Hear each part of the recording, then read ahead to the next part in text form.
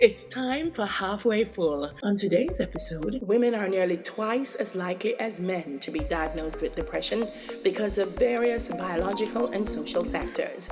We talk about those issues with obstetrician, gynecologist, and human rights advocate Dr. Michael Abrams.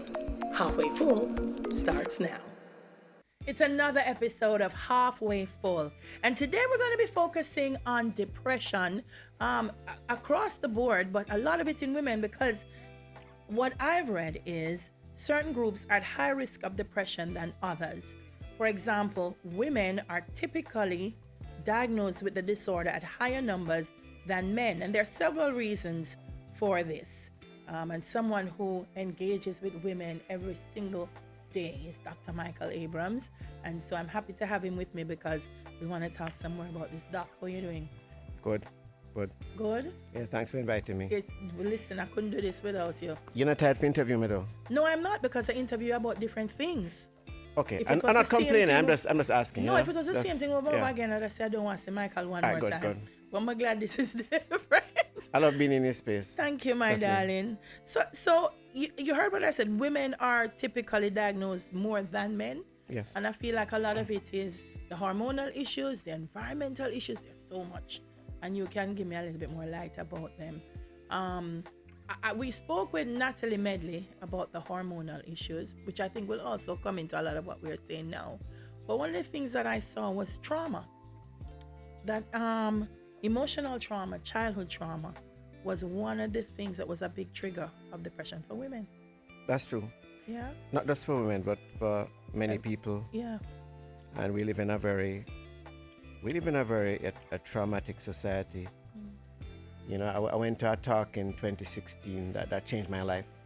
There's a doctor by the name of Dr. Nadine Burke-Harris. Mm-hmm. She's an American doctor of Jamaican. Say her name again? Nadine Burke-Harris. Okay. She's an American doctor of Jamaican parentage. Yeah. And she gave a talk on ACEs. So ACEs are what we call adverse childhood experiences. And she spoke about the initial study in the 90s in San Diego, this clinic called the Kaiser Permanente Clinic. So they looked at 17,000 people, and they looked at 10 ACEs and how they affected them under 3 headings: abuse, neglect, and exposure to dysfunction in the home. So under abuse, they looked at physical, emotional, sexual abuse. Under neglect, they looked at physical and emotional neglect. And under exposure to dysfunction in the home, they looked at exposure to things like domestic violence, divorce or separation, mental illness, having a family member being incarcerated, or divorce or separation. That's 10. And the higher your ACE score is the shorter your life expectancy and the more likely you are to be unwell as an adult, not just mentally, but even physically. Wow. So by the time your ACE score reaches 3 to 4, your suicidal risk increases 12-fold, and your cancer risk doubles. And by the time it is 7 or 8, your suicidal risk increases about 20-fold. Wow. And your cancer risk triples. So trauma is a major contributing factor to depression. And we live in a very, very traumatic society. We're very violent. Yeah. And the incidence of, we have normalized things like child abuse and child neglect. So we tend to beat our kids a lot. And too many Jamaicans, it's too common for a Jamaican to say, I go with my granny or I go with my auntie. Why didn't they go with their parents? You know, that doesn't necessarily mean they were neglected, but in many cases, the parents have gone with their business. So when you look at that and how it affects us as kids, you realize why so many of us are depressed. Yeah. And you're talking about women. You find that, as you mentioned earlier, it is thought that women are more biologically predisposed. And it's really interesting because there are certain things women go through that we don't go through. So for example, I can think of 3 events. For example, menstruation. So some women have hormonal changes before the period. We call that PMS, premenstrual syndrome. And sometimes it can get really severe, and that can really affect them significantly. Then some women get depressed when they see the period, because if you're trying to get pregnant, every time the period comes, it's a reminder that, okay, it didn't happen this month. Or some women are in depressed severe... if they don't see the period. Yeah, that's true. They may miss it and it's crosses again with that too. And then you have some women have severe pain with their periods. There's a condition called endometriosis that is notorious for causing severe pain. So when the period comes, some women have to brace for their periods, almost like disaster preparedness when a hurricane is coming. And then some women have abnormal bleeding. It's too heavy, prolonged, or both. And then you have pregnancy. So many women have mood changes during pregnancy because of the hormonal fluctuations. And then when they deliver, some go through what we call postpartum blues, which is transient, but some develop postpartum depression, which is more severe. And sometimes the depression may become so severe it evolves into psychosis. And psychosis means you lose touch with reality. Yeah. You know, you start to think really weird things, like that people in garden house are honest. They don't say you're gone. Then you have another life change now, menopause. Oh. And some women go through menopause and are totally unscathed. They don't even realize what's happening. It's a different story for some, because the hormonal changes again can predispose to mood changes. So much thing. And then for some women, when they reach menopause, or what they call a change of life, they realize that, Didn't have any childbearing is that gone now. But So isn't women that- who want it, and not all women want kids. No, but I'm saying, I'm listening, I'm like, isn't that such a thing? Because for a lot of women, as young girls, once your menstrual cycle starts, the adults warn you, okay, you see this now? So this is a big responsibility, you know. Yeah. The menstrual cycle starts, so that means you can't go off picnic now. So you have to be careful. And so the menstrual cycle is tied to that kind of, okay, there's a big responsibility on me now because this is it. And then when it ends, you're still afraid same way because no, it done and I can't have no children. It's such an emotional journey, and it's such a natural one that I don't think a lot of women understand the kind of emotions that are tied There's another to thing I thought of when you mentioned the menstrual cycle before I get back to menopause. Yeah. The bulk of the responsibility for contraception or birth control, family planning, is placed on women. Yeah. And another factor is that some of the hormonal contraceptives can again predispose to depression. So sometimes some women are very sensitive when it comes to the contraceptive pill, or depending on the brand. Some women are more sensitive to other forms of hormonal contraception. You have many different types. You have intrauterine devices, you have injections, implants, whatever. All right, so that's the cycle. Yeah. But with the menopause, right? So some women, you have the hormonal changes that can predispose to mood changes. You have the fact that the childbearing part is over. And then there are these other symptoms with menopause that can really affect your mood. So for example, when women have hot flashes, which are this situation where they feel these waves of heat associated with severe sweating. Very often that interferes with sleep. So they wake up in the night very often, and because of that in the day, they're fatigued, they're moody. One of the symptoms of menopause is vaginal dryness. Some women have it, some don't. But those that do have it, again, that can interfere significantly with their sex life. Absolutely. I remember a patient of mine some time ago literally crying in front of me because it had affected her sex life so much. She was thinking about telling her partner to just, stop because, I can't bother with this. And to see that it could affect her quality of life that much, that really hit me. So there are many things that are not even on a man's radar because men don't have menstrual cycles or they get pregnant or go through menopause, but y'all will experience these things. So that's one thing. Then you have the trauma thing. Because as I was mentioning before, the trauma can affect you for a lifetime. Yep. And in this country, the sexual abuse of kids is way too high. It affects boys as well, Correct. but disproportionately girls more. There's a study that showed that among sexually active females between the ages of 15 and 24, about half of them, their first sexual encounter was non-consensual, was coerced, forced, rape, molestation, assault. It's very, very common. And when you assault or interfere with that child like that's trauma.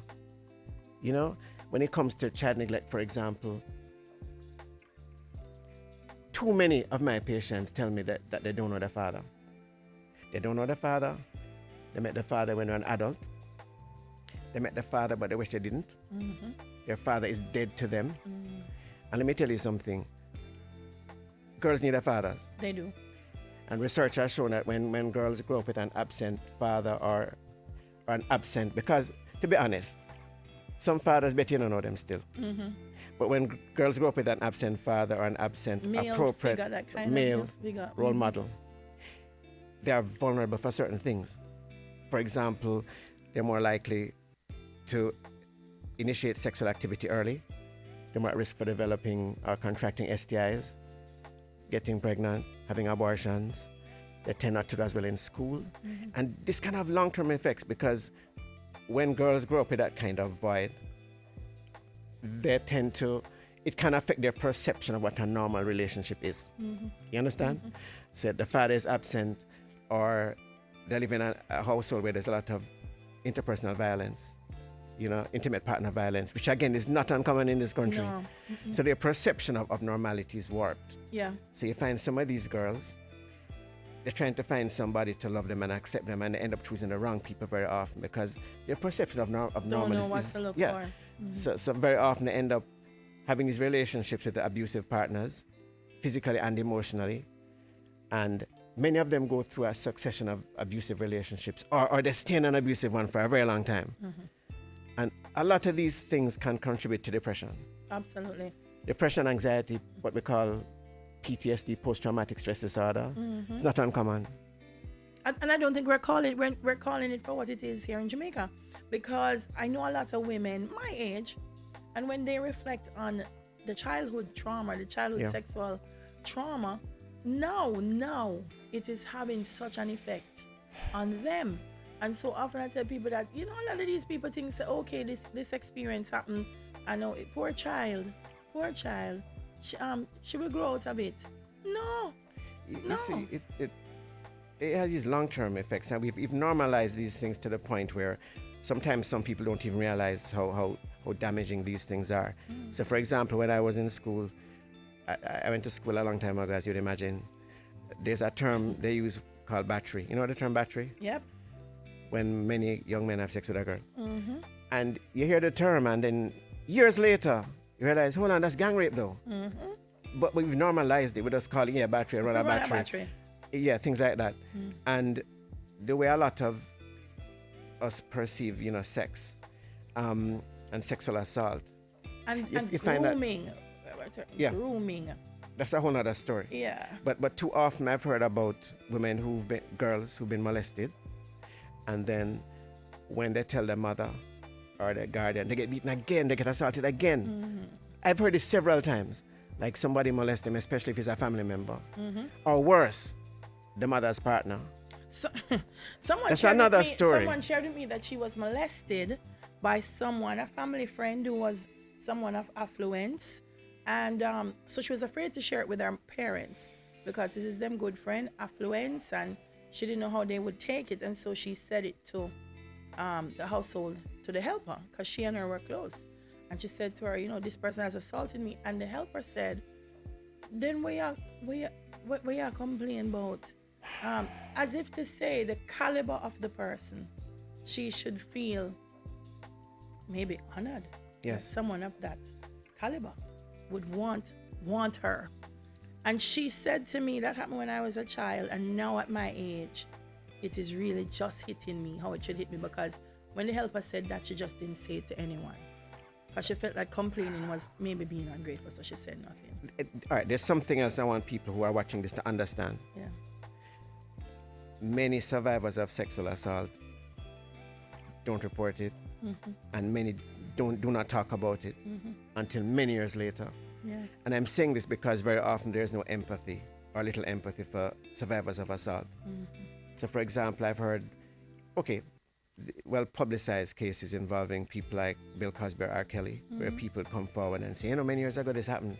And people will say, well, why wait so long? Why never say nothing before? Why never say nothing? You're too liar. You must have didn't want it. No. Many people, first of all, don't report these things because many times they are threatened by the people who abuse them. There's the guilt. Many of them feel guilty. Many of them feel ashamed. And you see, when someone goes to an assault like that, they have to, if you report it, you're going to relive that over and over again because you have to go to the police and go through it again. Mm-hmm. Then you have to get a medical examination, go through it again. Mm-hmm. And if it goes to court, you have to talk to the attorney and go through it again. Mm-hmm. And then you have to go to the courthouse and go through it again. Years and years of it. And then very often the attorney on the other side is going to try to vilify you, Mm-hmm. dig up everything they can about you. Mm-hmm. So many times people just don't report it. Mm-hmm. And many times it's many. I've had women in their 40s, 50s, in settings where we're alone, and they tell me, listen, I've never told anybody this. Yeah. But when I was a teenager, I was raped. And not just by anybody. I was raped. I've been raped by clergy, by a politician, by my own father, by my stepfather, uncle, cousin, stepbrother, all of those things. Mm. And you see, you never know what people are carrying. And this trauma often manifests, it leads to depression. Many of these things. Mm-hmm. It's multifactorial, and there's another thing I'm concerned about with women and depression and the factors that can lead to it. And one is loneliness. Before coming here today, I was thinking, right? And I have many single female friends. I can't think of one male friend who is single. I can't think of one male friend who is either not married, they're either married or they're in a stable relationship. Mm-hmm. I have a lot of female friends who are single though. Yeah. And over the years, I've noticed that a trend, and it's not only in Jamaica, but I see it in my country. Mm-hmm. And it affects women, especially women who are intelligent and well educated. So for example, the first med school class in the 50s at University of the West Indies had, I think, it was 1 or 2 women. When I went to med school in the 80s, the class was half and half. Now it's about 70% or greater women. When you go on campus at University of the West Indies, it's about 70% female percent. Mm-hmm. And I think at UTech. So what is happening is that the women are educating themselves. Mm-hmm. And when you are educated to that level, you want a partner that's at least on par with you. And I tell people, I think you can correct me if I'm wrong, I think there are 6 basic characteristics a woman would want in a partner. You want a partner who is, all right, ideally single, Mm-hmm. because, you don't want to mix up. No. You want your own man. You don't want to be a matey. All right. Mm. You want a man who is straight. I don't need to go into why. No. You want a man who is educated, ideally, Yeah. intelligent. Mm-hmm. You want a man who is employed. Or And at you want, least ambitious. yeah, and you want a man who is at least mentally and emotionally stable. Yeah. Those are that basic criteria. Sound basic. And but many it's not so women, basic. no, many women, it's hard to find that. And loneliness can literally kill you. Mm-hmm. Because research has shown that, people are lonely and are lonely for a long time. Their life expectancy is actually shorter. Wow. There are many factors that contribute It's a to all serious of thing. this. I mean, I was saying to someone, like, I'll be at home and I have stuff to do, but because I'm there by myself, like, I'm not budge. And then my 3 little cousin, them drive up and say, hey, we're going to do this and we're going to do that. And instantly, the energy I have to do the things that I was there lying down saying, make that stay till tomorrow. Once the human body comes in and you have that energy and everybody moving, it's a total different thing. And a total different way of achieving what you have to achieve. But it's So the it pressures. is a major thing, Michael. But how do we? Because it is what it is. Like, we can't just go so me and you and say, let's find men for all the women, and then the loneliness done. It's a real thing that is existing in a lot of society. So what do we do? It's a good question. I mean, I'm sitting here talking to you and some other things are coming to me. I just want to mention some other things that Go on through, man. some other pressures women Go on face. through. Another one, I tell people it's very difficult to be, and many women are in this situation, to be a mother, a spouse, and have a job. Those 3. It's difficult, and many people expect women to excel in all 3. One time. And it's difficult to even excel at one. So for example, there are many women at the workplace. If a man is working somewhere and he's going to become a dad, nobody cares. If a woman is working somewhere and she's going to become a mom, it can be a problem, because if she gets pregnant, she may hear, hey, guess what, you're under probation and you can't really get pregnant now. Or she gets pregnant, and many times the burden of many things fall on mothers, like picking up from school and go work late because no she Yeah. pick me. picking up kids from school and homework, etc. And then sometimes they're vilified at work because where I go pick a picnic fan, whatever, that's a hard thing. Then you have to be a spouse and then to manage your kids. And I tell people this is really weird because if a man, for example, if a man who is married and he leaves the house looking not too right, disheveled, people are going to say, well, I'm to your wife, or she make him leave the house look so. Your And wife never see you. Yeah. And if the wife leaves the house looking that way, it's still her. Nobody asks why your husband make you leave so. It's still why you look so. And even with other things, I notice some pressure And that if the women face. children leave the house, to them say your mother never see you before you your leave mother. the house. Not the father, you know, your mother. It's weird because even when you have a parent staying home with the child, a mother stays home with the child, it's okay. When a dad is home with the kids, I've heard people say, yeah man, you're babysitting or whatever. No, it's my kids. I'm a dad. I'm sure you've heard that. You're babysitting. No, it's my kids. Oh, you get left with the picnic them today. Yeah. Another pressure on the face. Society loves to tell women what to do, especially with your genitalia. You know, you have no kids, then they tell you, why don't you have no kids? You're barren. Then you have one kid, then they say, one picnic and a picnic, you must have more. You get pregnant and if for some reason you think you can't manage this, it's pressure and stigma again if you decide you don't want to keep this. And you ever noticed... You have 3 or 4 kids, them say. Have you ever noticed... Why are you doing so much picnic? Have you ever noticed when you look at dress codes, there are usually more restrictions for women than men? You notice that? Yeah. No spaghetti strap, no sleeves, no whatever. It's just a lot of things for you people. And you're asking me what to really do. Yeah. You know, I tell people this. All right. When I went to med school and we had exams and they would ask you how you manage a particular disease or disorder, you start with prevention. Okay. You know? Better than cure. Yeah, and I tell people, because a lot of this stems from childhood trauma, try to be sexually responsible.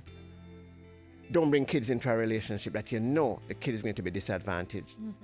You know, if you are with a man and you know this man is, for want of a better word, what Jamaican women call a drunkard, you know the man not going to stay around, or you know the man is abusive, don't bring a child into that. If you're a man and you like a woman and you're attracted to her, but you know that she's not going to be a good mom, don't bring a child into that. And we need to educate people about childhood trauma, about the fact that corporal punishment is not the best way to discipline a child. We've normalized that.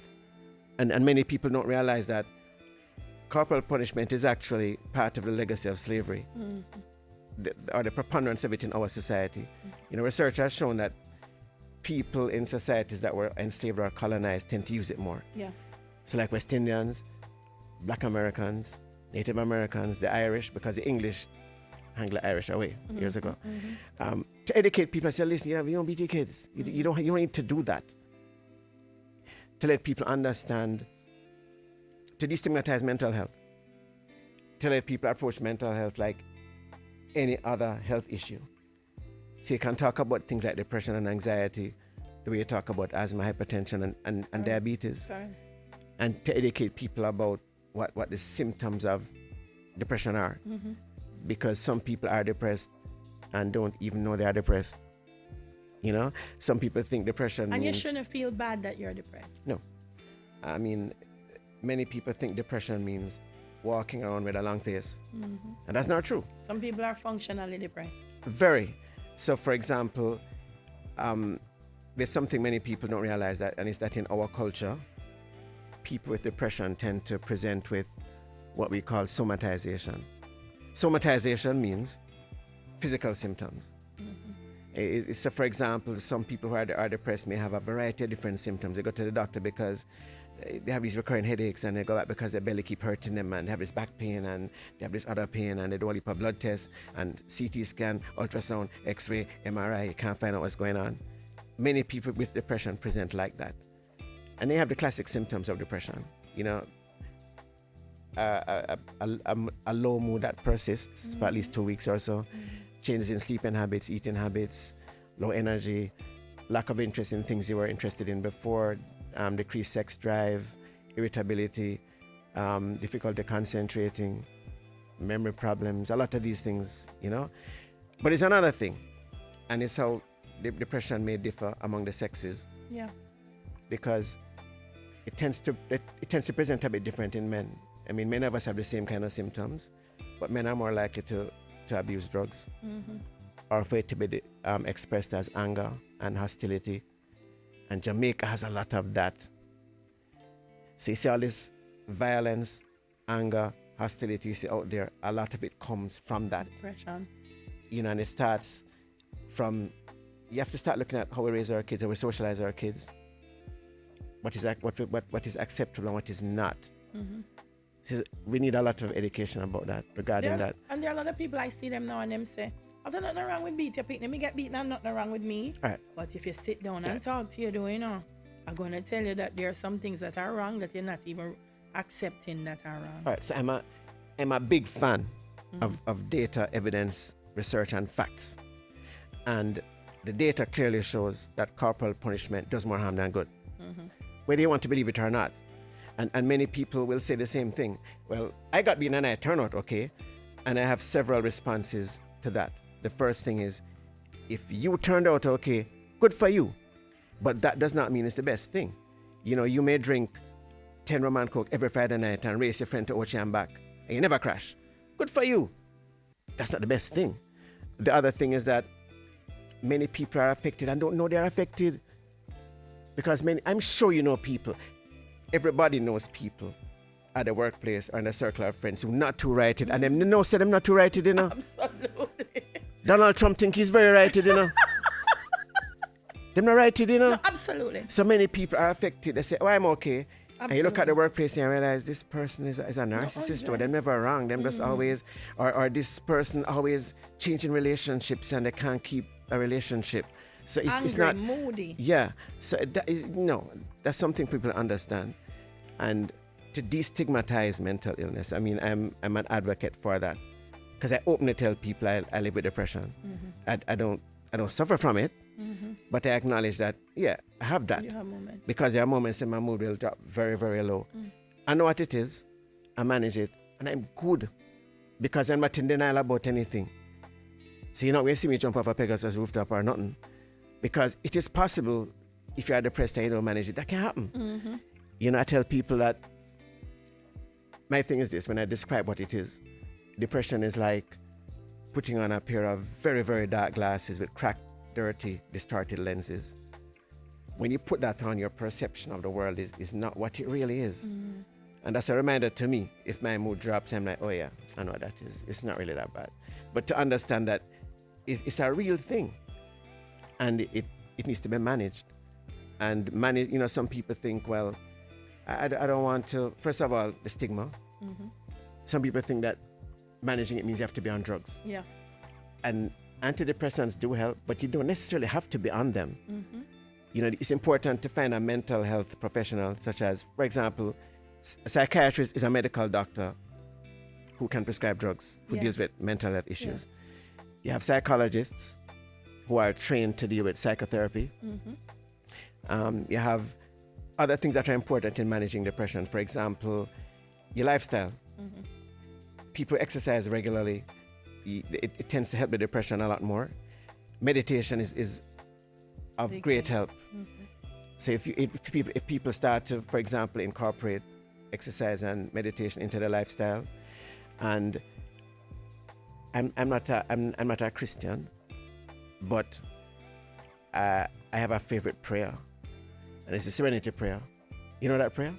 Grant me the God grant me the serenity to accept the things I cannot change, courage to change the things I can, and the wisdom to know the difference. And that's important to grasp that, because some things you can't change. Yeah. So there's somebody around you who gets on your nerves. You can't change them, but what you can change is your response to them. What you can change is being in their space. And that's another thing, to manage your space. Some people live on social media, and that can depress you. You don't have to live on social media. You don't have to engage people. Up to things you wouldn't in real life. There's some people who we have to make a decision that some people have to love from a distance. Yes. Even some family members. Yes. So you love them and you say, I love you, but I need my space. Yeah. See, it's a multi-pronged approach, really. But discussions like these are very, very important because many people suffer in silence. They Fully. do. And so, Michael, I mean, we're going to wrap up. One of the main things I want our listeners and viewers to take away from our discussion is that the discussion. Start talking about it. Find someone that you can talk to about it, share it with, because silence, I find, and I keep saying it on this podcast, is one of the main things contributing to the challenges we have with mental wellness. That we suffer with depression, with trauma, and we don't want to share it. And we sit in silence and loneliness and suffer. But we have to talk about it and get it out and see how we can fix it. Always great talking to you. Hold on, done already? Yes. It's Really? done already. I thought we had more things to talk about. But folks who need to find you, where did they find you, my darling? Well, I can't give the home address. That could be risky. No, I don't know. I didn't say that to could be a find your problem. wife. That to could be a find problem. you. Well, I work at Ruthven Medical Center. Yes. That's 4 Ruthven Road. Just keep it there.